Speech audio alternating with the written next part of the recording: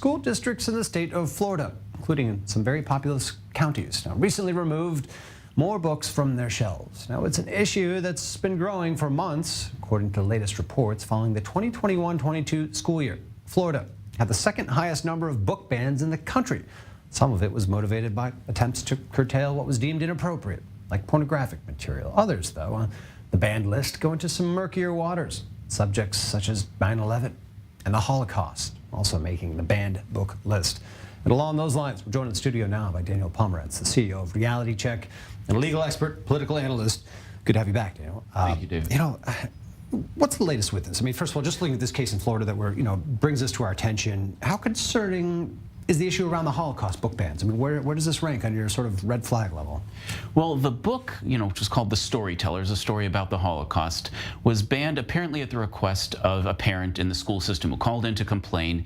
And they ended up banning it because apparently there's some concern about Governor DeSantis' law, which is called the Anti-Woke Act. This is a statewide law, right? This is a statewide law, and it's not clear to everybody exactly what should be banned under that law and what shouldn't. Now, DeSantis' office has weighed in to say that the law absolutely was not intended to do that, but nonetheless, there's a sense that maybe the librarians and the school systems are unsure. They don't want to get themselves into trouble.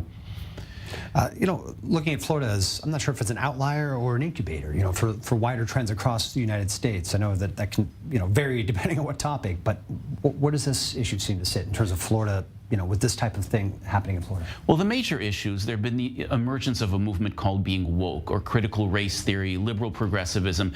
Those are major argumentative, controversial topics. And they're difficult words because there's no clear definition of what they are. But in brief, a person who believes in these concepts sees themselves as being against racism, which in a vacuum is a very worthy cause.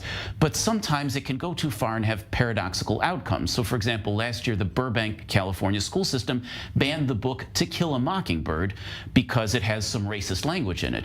Well, of course it has racist language in it. The whole book is a critique of racism.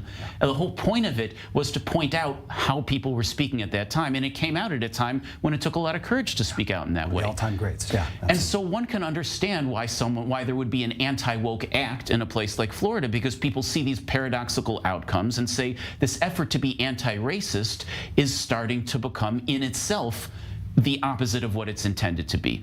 So DeSantis' law says things, for example, like you cannot have compulsory education that teaches that any race is superior or inferior, or that anyone by nature of their race is inherently racist or inherently privileged.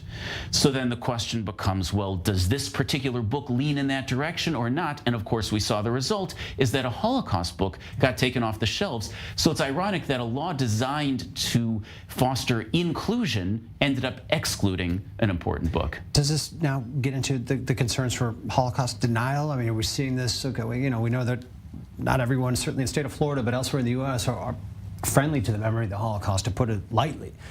Is this being picked up by the major detractors, the deniers out there?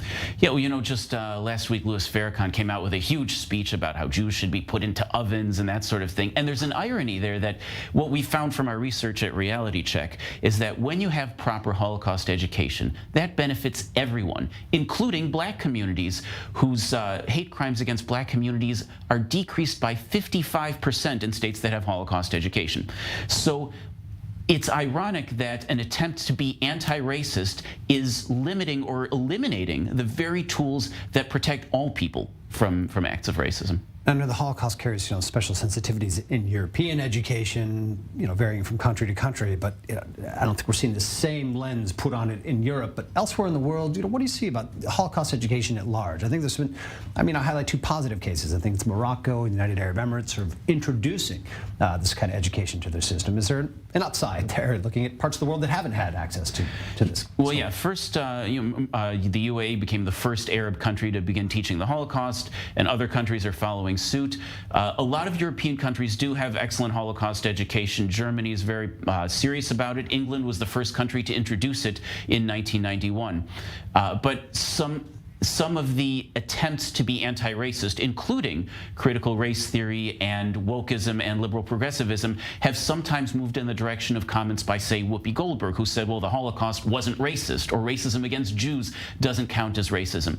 What we have to do is not go too far in either direction and make sure that we use the classic teaching materials, books like To Kill a Mockingbird, education about things like the Holocaust. For years, these have done an excellent job of moving us in a positive direction. We're light years from where we were in the 1950s or 60s, and we need to keep going in this direction and not destroy the positive progress that we really could be making as a community and as a world. Daniel Pomerets, always great to get your perspective on these stories. Eye-opening, disturbing as they may be. Thanks for joining us. My pleasure. Thank you, David.